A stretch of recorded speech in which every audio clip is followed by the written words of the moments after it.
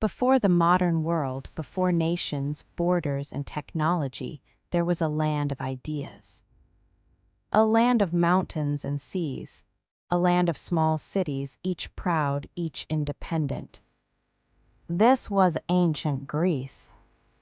Here people did not only fight wars, they asked questions. What is truth? What is justice? What makes a good life? In these cities, new ideas were born, ideas about democracy, about philosophy, about art and science. Some of these ideas still shape our world today. This is the story of ancient Greece.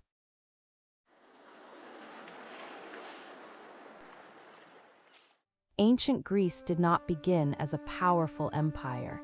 It began as a land shaped by nature. Mountains covered most of the land, valleys were small and separated, long coastlines touched the sea, and hundreds of islands lay scattered across the water. There were no wide rivers like the Nile in Egypt or the Tigris in Mesopotamia. Farming was difficult, travel by land was slow. But the sea was always close. This geography shaped everything that came next.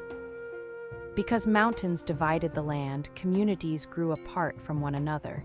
People did not unite into one large kingdom. Instead, they formed many small cities.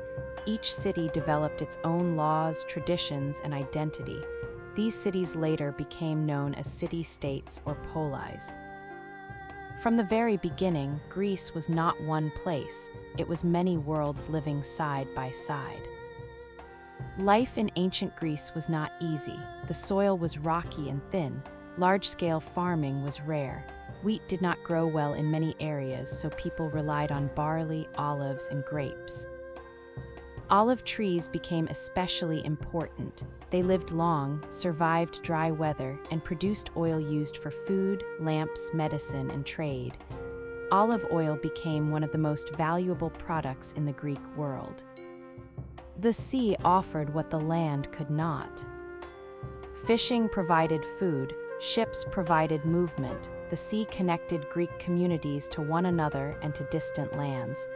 While mountains separated people, the sea united them. Sailing became a way of life. Greek sailors traveled across the Aegean Sea, the Mediterranean, and even beyond.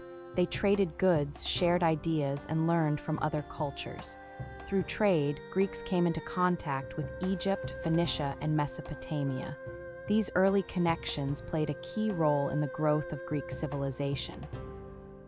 Collapse and survival.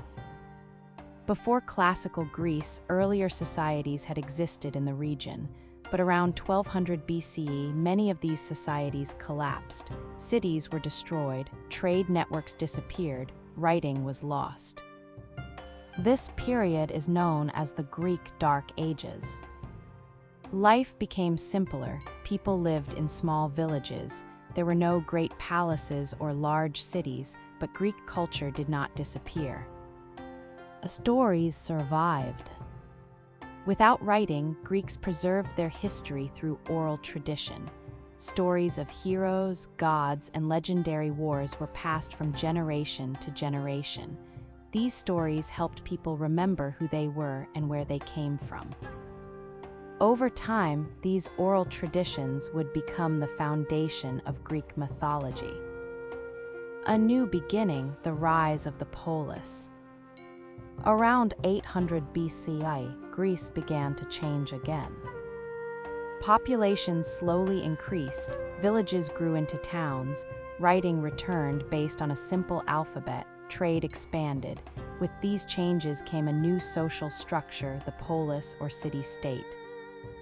Each polis was an independent political community.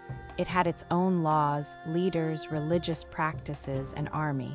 People felt deep loyalty to their city. The heart of the polis was the agora, an open space where citizens met, traded, and discussed public life. Nearby stood temples, reminding people that the gods were always present in daily affairs. Above many cities rose the Acropolis, a fortified hill that symbolized both protection and spiritual power. A shared culture without unity. Although Greece was divided into many city-states, Greeks believed they shared a common identity. They spoke the same language, they worshipped the same gods, they shared myths, festivals, and customs. This cultural unity existed without political unity. Greeks did not need one king or one empire to feel connected. Their identity came from shared beliefs and traditions, not from centralized power. This unique situation allowed ideas to move freely between cities. Competition encouraged innovation. Debate became a natural part of life. The birth of a new way of thinking. By the end of this early period, something important had begun. Greeks started to question the world around them. They did not only ask what happened, but why. Nature, society, and human behavior became subjects of thought and discussion. This way of thinking would later lead to philosophy, science, democracy, and art.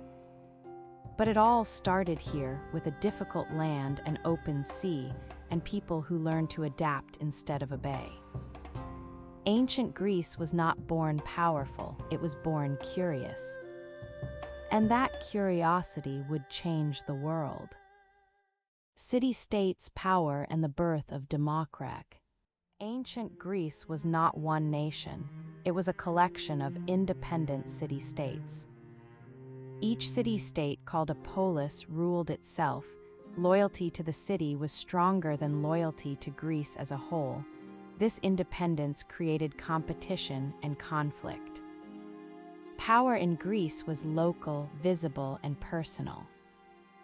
The polis, a new political world. The polis was the center of Greek life. It was where people lived, worshipped, traded, and made decisions. Citizens gathered in public spaces to discuss laws and the future of their city. Politics was not distant, it was part of everyday life. This close connection between citizens and power was new in human history. Athens and the idea of democracy.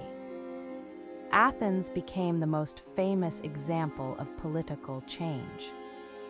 Over time, power moved away from kings and elites. Citizens gained the right to vote on laws and decisions. This system became known as democracy, rule by the people. Public debate was central to Athenian life. Ideas were challenged openly. Decisions were made together. For the first time, ordinary citizens had a voice in government. Sparta, power through control. Sparta followed a very different path. Its society was built for war. Discipline, obedience, and strength were valued above all else. Personal freedom was limited, but military power was strong. Sparta was ruled by a small elite. Stability mattered more than debate. This contrast between Athens and Sparta shaped Greek history. War, unity, and collapse.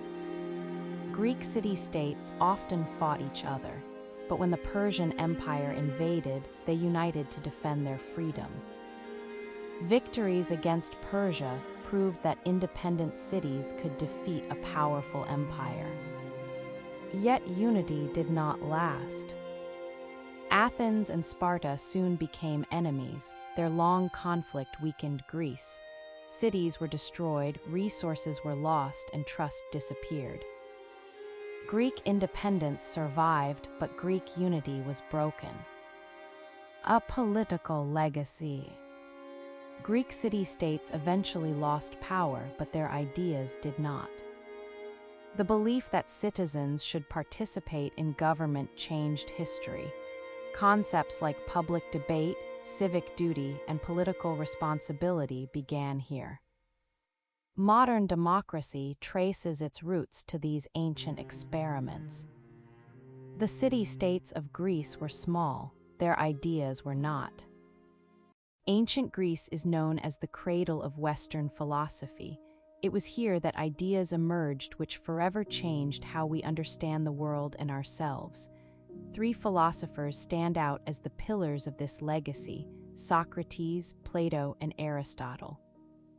Socrates, the master of questioning, never wrote a word down. Instead, he engaged his students in dialogues, encouraging them to think deeply and challenge assumptions.